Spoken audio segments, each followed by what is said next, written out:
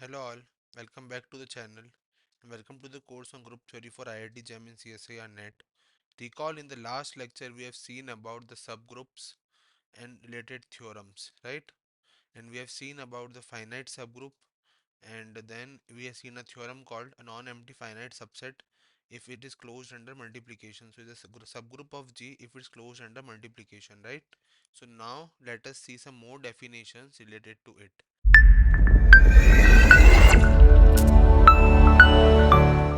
right?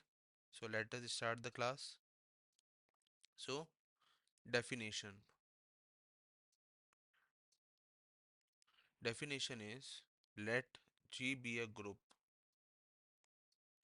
Let G be a group. Then let ZZ, basically ZZ upon define कर रहे हैं. ZG वो set है जैसे कि X belonging to G such that X into G is G into X, means commutativity property satisfy for X and G belonging to G, right? For all G belonging to G, right. X तो जी से belong कर ही रहा है. अगर ये x g into जी x property satisfy हो रही है तो उसको बोला जाता है जेड जी. और इस जेड जी को नाम दिया है बच्चों, is called the centre of the group G. Is called the centre of group. Centre of group का नाम दिया है, राइट. तो अब इसका प्रूफ भी देख लेते हैं. जो थ्योरम है, थ्योरम देखते हैं पहले. तो देखो थ्योरम क्या है. थ्योरम है कि centre of a group G is a subgroup of G. Centre of a group G, जो सेंटर है of a group G is a subgroup of जी. ये एक सब ग्रुप है जी का, राइट. जी का सब ग्रुप है. तो देखो जरा प्रूफ. अपने को अगर सेंटर को सब ग्रुप प्रूफ करना है तो अपने को ये शो कर देना है कि सेंटर जो है वो सेम कंपोजिशन ऑन जी के साथ में ग्रुप बनाता है, राइट. सो लेट करके चलो कि Z G be the centre of the group G. Z G जो है वो centre of the group G है जैसे कि अपन ने डिफाइन करा था, राइट. तो मुझे पता है कि नॉन एम्प्टी सेट होना चाहिए. तो क्योंकि जेड जी जो है वो नॉन एम्प्टी. अब ऐसा क्यों बोल पा रहा हूँ मैं बच्चों, क्योंकि आइडेंटिटी तो हमेशा जेड जी से बिलोंग करेगी. क्योंकि आइडेंटिटी प्रॉपर्टी जो है वो हमेशा कम्यूटेटिविटी को सेटिस्फाई करती है, right, for any element in G, right. तो देन एंड अगेन नाउ, तो आइडेंटिटी तो हमेशा बिलोंग करेगी. अब suppose x y in Z G लिया, ठीक है. तो मुझे पता है कि एक्स जी बराबर जी एक्स होगा और वाई जी बराबर जी वाई होगा, ठीक है, for all g belonging to G, right. ये प्रॉपर्टी सेटिस्फाई करेगा. तो मुझे अच्छे से पता है कि जी इनवर्स एक्स इनवर्स ये बराबर होगा एक्स इनवर्स जी इनवर्स की. क्यों? क्योंकि ग्रुप है जी, है ना, तो ग्रुप जी के अंदर उसका इन्वर्स भी एग्जिस्ट करेगा, राइट. और similarly g inverse y inverse ये बराबर होगा वाई इनवर्स जी इनवर्स के, right, for all g belonging to G, right. ठीक है. तो इससे अब मैं क्या लिख सकता हूँ बच्चों, bye the property of commutativity कि जी इंटू एक्स वाई इनवर्स, ये मुझे अच्छे से पता है कि ये इक्वल होगा जी एक्स इंटू वाई इनवर्स के, राइट, प्रॉपर्टी से. और ये बराबर होगा x g into y inverse की, क्योंकि जी एक्स एक्स जी के बराबर है क्योंकि जेड जी सेंटर है, राइट. और ये बराबर होगा किसके, x g into y inverse into g inverse g के. ठीक है ना, मैं ई आइडेंटिटी को मल्टीप्लाई करा, राइट. तो देन ये बराबर होगा x g into y inverse g inverse g, ठीक है, इस तरीके से. और मुझे अच्छे से पता है कि वाई इनवर्स जी इनवर्स जो है वो किसके बराबर है, जी इनवर्स वाई के. ठीक है. तो ये जी इनवर्स वाई के बराबर होगा जी इनवर्स वाई इनवर्स के, which is g into g, right. तो देन मुझे पता है कि एसोसिएटिविटी से, क्योंकि जी ग्रुप है, राइट, तो एसोसिएटिविटी से x g g inverse into g into y inverse, basically y inverse into g, right. ठीक है. तो ये वाली वैल्यू बराबर होगी x into y inverse times g के, ठीक है, for all g belonging to G. तो मुझे पता चल गया कि एक्स वाई इनवर्स, देखो अपन एक्स वाई इनवर्स ही क्यों लेके चले, क्योंकि अपने को अच्छे से पता था कि अपन को सेकंड स्टेप सब ग्रुप टेस्ट सेटिस्फाई कराना है। अगर वो टेस्ट सेटिस्फाई हो गया तो ऑटोमेटिकली जेड जी जो है वो सब ग्रुप हो जाएगा। तो अपने को बस ये शो करना है कि जेड जी के अंदर एक्स वाई इनवर्स बिलोंग करता है such that x y belonging to G, है ना। तो एक्स वाई इनवर्स जो है वो किस में आ गया बच्चों, जेड जी में, है ना। जेड जी के अंदर आ गया for all g belonging to G. तो हैंस मैं बोल सकता हूँ क्या, hence, hence Z G is a subgroup, Z G जो है वो सब ग्रुप हो गया जी का, राइट। अब यहाँ पे एक इंपॉर्टेंट रिमार्क चलता है बच्चों, और रिमार्क क्या है, गौर से देखना।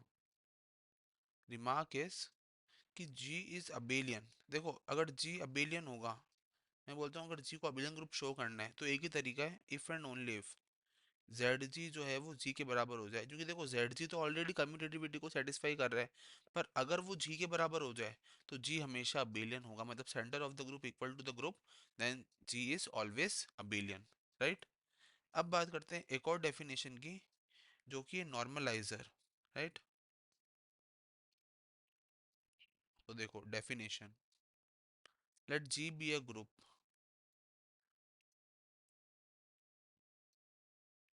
जी एक ग्रुप है, ठीक है, एंड ए जो है वो जी से बिलोंग कर रहा है, बी एनी एलिमेंट, ए जो है वो कोई भी एलिमेंट है, राइट। देन द सबसेट, अपन एक सबसेट लेके चल रहे हैं, और सबसेट को अपन ने डिफाइन कैसे करा है, सच दैट एन ए, ठीक है, एन ए से डिफाइन करा है, और उसको अपन x belonging to G such that x से बराबर ए एक्स, ठीक है ना। ए कोई भी एलिमेंट है जी का, और अगर एक्स जी से बिलोंग कर रहा है, राइट, तो एक्स से बराबर ए एक्स, अगर ये सेट सेटिस्फाई कर रहा है तो इस सेट को बोला जाता है नॉर्मलाइजर और सेंट्रलाइजर, बेसिकली नॉर्मलाइजर और सेंट्रलाइजर ऑफ ए। देखो पहले जो अपन बात करते ना सेंटर ऑफ द ग्रुप की, वो अपन पूरे ग्रुप के बारे में बात कर रहे थे। अब अपन बात कर रहे हैं ए एलिमेंट के रेस्पेक्ट में। डेफिनेशन सेम है, पर रेट्रोस्पेक्ट बदल गया है। जो प्रोस्पेक्ट से अपना जो रेस्पेक्ट के टर्म्स में जो डेफिनेशन है वो अपनी सेट के अकॉर्डिंग चेंज हो गई है, राइट।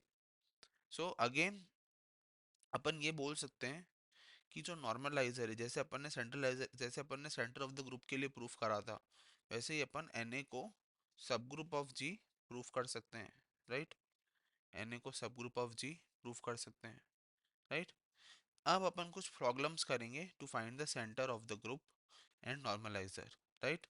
सो देखो problem, problem one, find centre of S3, find centre of S3। देखो इसका सॉल्यूशन क्या होगा, S3 का सेंटर फाइंड आउट करना है। तो देखो मुझे पता है कि S3 यानी set of the permutation group 3, right. So S3 के अंदर कौन कौन से एलिमेंट होंगे बच्चों, गौर से देखो। S3 के अंदर होंगे आइडेंटिटी, 1 2 की साइकिल ट्रांसपोजिशन, 1 3 की साइकिल, 2 3 की साइकिल, 1 2 3, 1 2 3 की साइकिल, और 1 1 2 3 की साइकिल, और 1 3 2 की साइकिल। ये सारे एलिमेंट S3 से बिलोंग करेंगे। अब अपने को क्या शो करना है इन एलिमेंट्स के रेस्पेक्ट में, कि ये हर एक एलिमेंट एक दूसरे से कम्यूट करेगा। तो अपन उसका सेंटर निकाल सकते हैं, वो कौन से सारे एलिमेंट का सेट है जो हर एक एलिमेंट को मतलब से कम्यूट करेगा दूसरे एलिमेंट को, राइट। तो centre of S3 which is Z of S3 can be defined as for the permutation sigma belonging to S3 such that sigma into theta बराबर theta into sigma, right, for all theta belonging to S3, right. जैसे अपन ने जी लिया था वैसे यहाँ पे theta लिया है। अब मुझे पता है कि मैं जब 12 को मल्टीप्लाई करूँगा 13 के साथ, मतलब 1 3 के साथ, मतलब 1 2 की साइकिल को जब मल्टीप्लाई करेंगे 1 3 की साइकिल के साथ, तो ये देगा 1 3 2, राइट, इस तरीके से। अब रिवर्स ले लो, अब मुझे इसका कम्यूटेशन चेक करना है, तो मैं 1 3 की साइकिल को 1 2 की साइकिल से मल्टीप्लाई करूंगा, तो मुझे जो साइकिल मिलेगी बच्चों वो 1 2 3 की साइकिल मिलेगी, राइट। सो इसका क्या मतलब हुआ बच्चों कि 1 2 and 1 3 they do not commute, ये कम्यूट नहीं करते हैं, राइट। तो इसका क्या मतलब हुआ कि 1 2 और 1 3 does not belong to Z of S3। Similarly again अब मुझे और एलिमेंट के लिए चेक करना है, तो मैं क्या करूँगा, 2 3 लूँगा और 1 3 2 लूँगा। अब इसको मैं करूँगा तो ये आएगा 1 2, राइट। और अगर मैं 1 3 2 लूँ और इधर लूँ 2 3, तो जब इसको मैं कमी मतलब मल्टीप्लाई करूँगा तो ये आएगा 1 3। तो again there belong to different, right. So then 2 3 and 1 3 2, ठीक है, ये does not belong to Z of S3, ठीक है। और ऑल्सो अब बचा कौन सा, 1 2 3 और 1 2, राइट। इसको जब करेंगे तो ये आएगा 1 3, और जब 1 2 को मल्टीप्लाई करेंगे 1 2 3 से तो ये आएगा 2 3, राइट। तो इसका क्या मतलब हुआ कि 1 2 3 does not belong to Z of S3, ठीक है। सो मतलब Z of S3 only contains, ठीक है, ये आई को ही कंटेन करता है, identity element only. Identity element मतलब आइडेंटिटी परम्यूटेशन, राइट। तो आइडेंटिटी परम्यूटेशन ओनली कंटेन करता है, तो इस तरीके से जो जेड ऑफ S3 है वो सिर्फ क्या हुआ, आई हुआ, right. Now next problem, next problem देखो। Let G be a group, अब की बार अपन ने जी को एक ग्रुप लिया है of all 2 cross 2 matrices. Group कैसा है बच्चों, 2 क्रॉस 2 नॉन सिंगुलर मैट्रिसेस। अच्छा, नॉन सिंगुलर मैट्रिक्स मतलब determinant non zero, right. Non singular matrices, अगर आपको ज़्यादा इन्फॉर्मेशन चाहिए इसके बारे में तो you can always watch my series matrix and determinants for IIT JEE on the same channel, right. So on the reals find centre of G. अब अपने को जी का सेंटर निकालना है, राइट। तो देखो क्या करेंगे, if ABCD,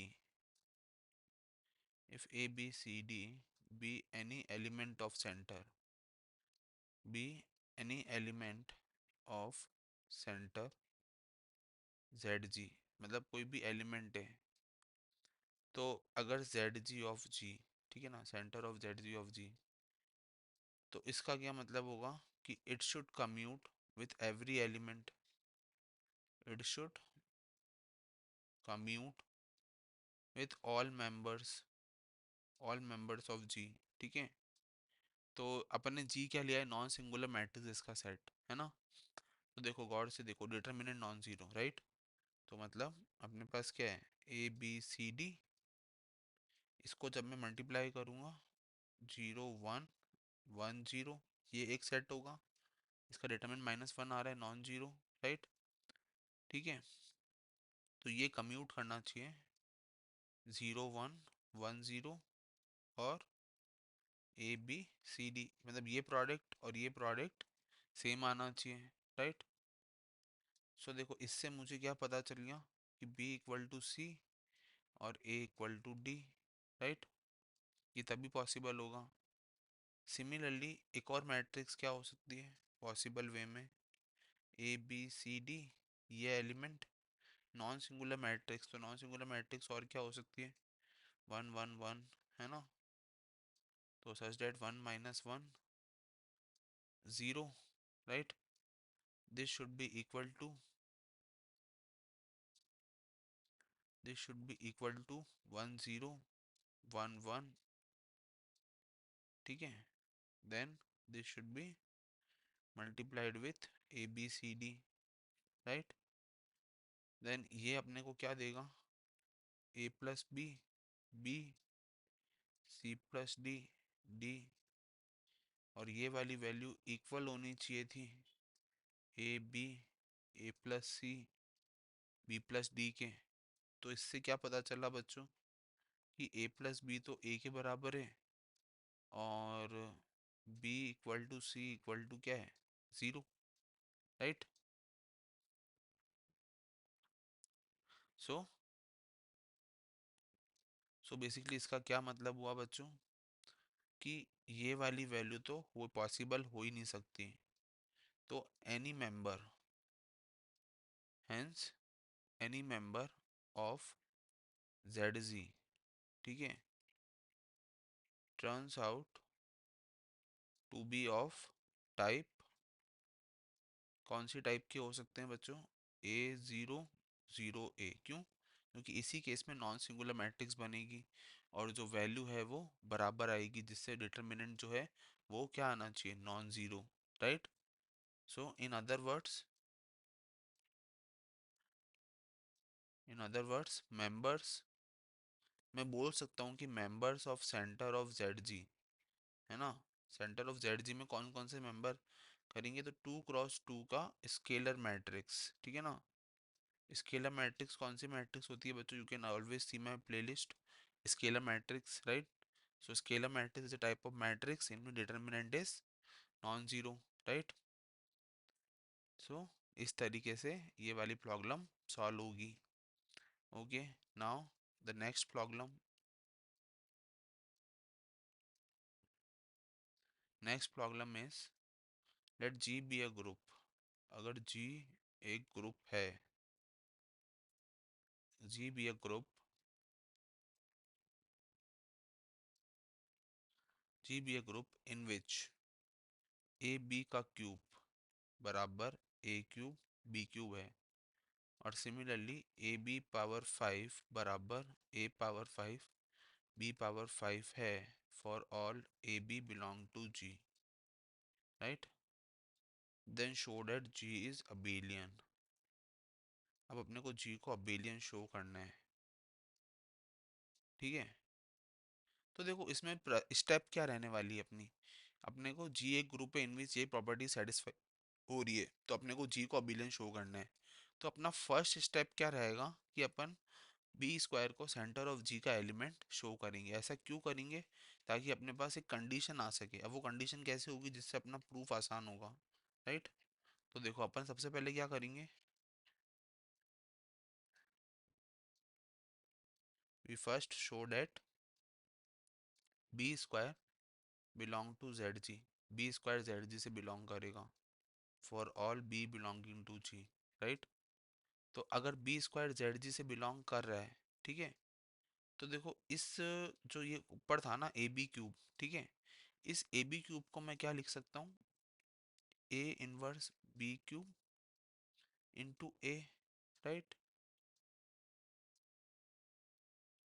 A inverse b cube into a, ठीक है। और ये बराबर होगा, सॉरी एक मिनट, हाँ इनसे कुछ गलती हुई है। अगर बी स्क्वायर जी से बिलोंग कर रहा है, ठीक है ना, जेड जी से, तो मुझे एक प्रॉपर्टी पता है कि ए इनवर्स बी ए, ठीक है, का क्यूब बराबर a inverse b cube into a, right. ये मुझे अच्छे से पता है by the property of subgroup, right. Then by given condition, अब मुझे जो कंडीशन गिवन है, ठीक है, उसकी मदद से क्या होगा, ए इनवर्स बी ए का क्यूब बराबर A-3 बी ए का cube which is nothing but A-3 b cube a cube, ठीक है। अब जो ऊपर प्रॉपर्टी लिखी थी उसकी मदद से ए इनवर्स बी क्यूब ए, ये प्रॉपर्टी बराबर होगी A-3 b cube a cube के, राइट। सो इससे मेरे पास एक रिलेशन आ गया, और वो क्या रिलेशन आया, ए स्क्वायर बी क्यूब बराबर ए स्क्वायर बी क्यूब बराबर B cube A square, right, for all A B belonging to G, ठीक है। सिमिलरली मैं बोल सकता हूँ कि ए inverse B A power 5 is nothing but A inverse B power 5 A power 5, ठीक है, इंटू ए, ठीक है, ए पावर 5 की जगह ए। तो देन मुझे अच्छे से पता है कि ए inverse B A power 5 is nothing but A-5 B5 A5, right. तो देन मुझे अच्छे से पता है कि ए इनवर्स B5 A बराबर A-5 B5 A5। ठीक है, तो इससे रिलेशन आ गया कि A4 B5 बराबर B5 A4। This implies A4, अब B5 की वैल्यू क्या लिख सकते हैं, B³ B², इस बराबर B5 A4, राइट। तो अब A4 को क्या लिख सकते हैं, A² का स्क्वायर बराबर इंटू B³ B2 बराबर B5 A4, राइट, इस तरीके से। देन इसको लिखा जा सकता है B³ A4 B² बराबर B5 A4। ठीक बात। देन इसको लिखा जा सकता है A4 B2 बराबर B2 A4।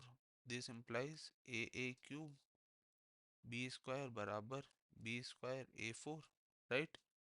तो इसको लिखा जा सकता है AB² A³ बराबर B²A4, right. So this implies AB² बराबर B²A for all AB belonging to G। ठीक है, तो अपन ने शो कर दिया कि B² बिलोंगिंग टू ZG। देखो अपने को शो क्या करना था, अपन ने फर्स्ट में लिखा था कि अपने को शो करना है कि B² ZG का एलिमेंट है, और अपने पास कंडीशंस गिवन थी। तो अपन ने क्या करा कि उन कंडीशंस को यूज करते हुए ये शो कर दिया कि B² जो है वो ZG से बिलोंग कर रहा है, राइट। अब मुझे क्या पता है कि AB4, देखो AB⁴ दिस इज बराबर AB⁴ इंटू AB का इनवर्स, इस तरीके से लिख सकते हैं। तो मतलब A⁴ B⁴ B⁴ -1 है ना।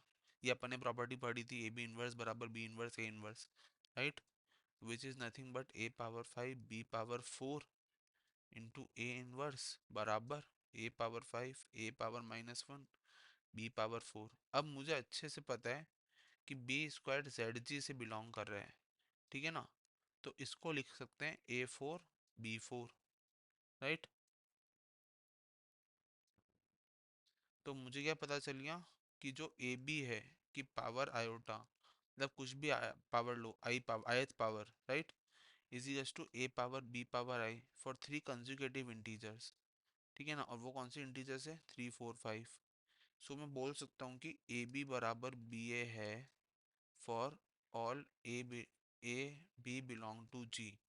ठीक है ना, जो अभी अपन ने लास्ट प्रॉब्लम करी थी उससे अपन ये चीज़ कंक्लूड कर सकते हैं। तो जैसे ही ये चीज़ कंक्लूड कर सकते हैं, मुझे पता पड़ गया कि G कैसा है, अबेलियन है। अपने को शो क्या करना था क्वेश्चन में, कि G अबेलियन है, राइट। और अपने पास कंडीशन गिवन थी, तो अपन ने यूज करते हुए मेथड से शो कर दिया by the means of centre of the group. ठीक है, अब एक और प्रॉब्लम देखते हैं जो कि काफ़ी अच्छी प्रॉब्लम है, राइट। सो देखो, अब बात करेंगे नॉर्मलाइजर की प्रॉब्लम पे, राइट। तो नॉर्मलाइजर में अपने को शो करना है, show that normaliser of x inverse A x, है ना, बराबर X inverse into normaliser of, ये देखो आगे जाके अपन एक और टॉपिक भी पढ़ेंगे, नॉर्मल सब ग्रुप। तो नॉर्मल सब ग्रुप की प्रॉपर्टी भी कुछ ऐसी होती है, पर वो कुछ अलग होती है थोड़ी सी, राइट। अभी अपन नॉर्मलाइजर की बात कर रहे हैं, for all A, X belong to G, right. अपने को ये चीज शो करनी है। तो देखो इसका प्रूफ, सॉल्यूशन, सॉल्यूशन क्या है इसका, लेट, अपन ने लेट कर लिया कि y जो है वो इस पर्टिकुलर सेट से बिलोंग कर रहा है, normaliser of x inverse A x.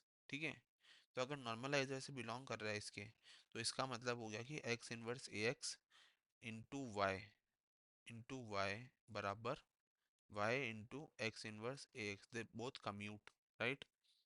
Then मुझे पता है इस प्रॉपर्टी से कि इसको लिख सकते हैं y इनवर्स एक्स इनवर्स, ठीक है, A XY, मैंने दोनों साइड y इनवर्स से मल्टीप्लाई कर दिया, which is equal to x inverse, ठीक है, इंटू ए एक्स, मैंने दोनों साइड y इनवर्स से मल्टीप्लाई कर दिया, राइट। अब मैं by the means of commutativity x Y inverse into x inverse ऐसे लिख के इंटू ए, इसको लिखा जा सकता है A X times Y inverse into x inverse, right. तो देन मुझे मैंने शो कर दिया कि X Y inverse X inverse belongs to normaliser of A, ठीक है। और similarly X inverse right is equal to B belong to normaliser of A, मैंने इसको मतलब बी मान लिया, राइट। देन मुझे पता है कि वाई इनवर्स बराबर X inverse into B X, right, अगर बी नॉर्मलाइजर का एलिमेंट है। तो देन वाई बराबर X inverse B inverse X and B inverse belonging to normaliser of A as B belong to normaliser of A. अगर B normaliser से belong करता है तो बी इनवर्स भी नॉर्मलाइजर से बिलोंग करता है। तो Y belong to x inverse normaliser of A into x, right. तो इसका मतलब क्या हो गया कि normaliser of x inverse A x is a subset of x inverse N a into x. देखो अपने को शो क्या करना था कि normaliser of x inverse A x is x inverse normaliser of a x. तो अपन ने एक चीज तो शो कर दी कि ये इसका सबसेट है। अगर अब मैं इस वाले को भी इसका सबसेट प्रूफ कर दूं तो मैं डायरेक्टली बोल सकता हूँ कि ये दोनों इक्वल है, राइट। तो उसके लिए देखो प्रोसीजर क्या है। लेट लेट देखो लेट अपन ने करा कि z belonging to x inverse normaliser of A into x, ठीक है। z एक एलिमेंट है जो इससे बिलोंग कर रहे हैं। तो इसका मतलब है कि z जो है उसको लिखा जा सकता है X inverse C X for C belonging to normaliser of A, ठीक है। इस तरीके से तो z into x inverse A x is equal to x inverse C X, है ना। इसको मतलब सी एक्स की फॉर्म में लिखा जा सकता है एक्स इनवर्स सी एक्स इंटू एक्स इनवर्स ए एक्स, राइट। जेड को लिख दिया एक्स इनवर्स सी एक्स, है ना, मैंने लेट कर लिया क्योंकि जेड नॉर्मलाइजर का एलिमेंट है तो इस फॉर्म में, राइट। तो then this is equal to x inverse C x, right, and this is equal to x inverse a c x. क्यों? क्योंकि मुझे पता है कि सी जो है वो नॉर्मलाइजर का एलिमेंट है, right. Then this is equal to what, x inverse A x a x into x inverse C x, right, z, ठीक है ना, सी। तो अपन ने ये चीज कर ली, ठीक है। Then this is nothing but x inverse A x into z, ठीक है। तो मैंने पता कर लिया कि जेड जो है वो normaliser of x inverse A x से बिलोंग कर रहा है। तो मतलब मुझे क्या पता पड़ गया कि x inverse normaliser of A is a subset of normaliser of x inverse A X, right. मुझे ये चीज शो हो गई। तो मतलब मैं क्या बोल सकता हूँ by both the equation X inverse N A X बराबर normaliser of x inverse A X, right, for all A comma X belonging to ji.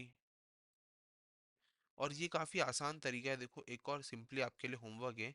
You can also always show that intersection of two subgroup will be a subgroup. देखो intersection जो है ना वो सब group होगा पर union में और मे नॉट बी। तो इंटरसेक्शन जो है किसी भी दो सब ग्रुप का वो सब ग्रुप होगा, ठीक है। इंटरसेक्शन जो है दो सब ग्रुप का सब ग्रुप होगा, राइट। सो ये था। पर यूनियन में नॉट बी ए सब ग्रुप, है ना। तो यूनियन जो है वो सब ग्रुप नहीं होगा, राइट। और यूनियन सब ग्रुप कब होगा? जब एक ग्रुप जो है वो दूसरे ग्रुप में कंटेन करेगा, राइट। तो ये दोनों आपके लिए एक्सरसाइज है। You can always show that the union may or may not be a सब ग्रुप, और यूनियन सब ग्रुप तभी होगा if and only if one of them is contained in the other, right? So now thank you so much and have a nice day.